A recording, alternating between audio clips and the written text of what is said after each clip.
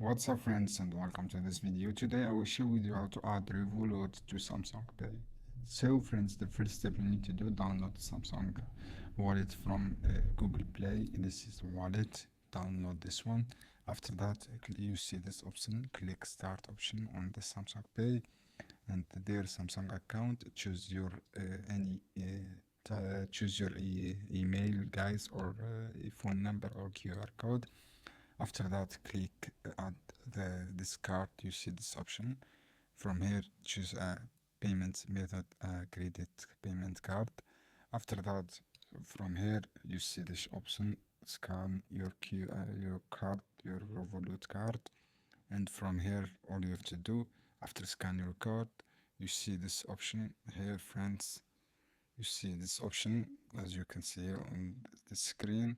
You see enter card details, enter your card details, such card names and the expire date and security code CFC, and then you will be linked successfully, friends.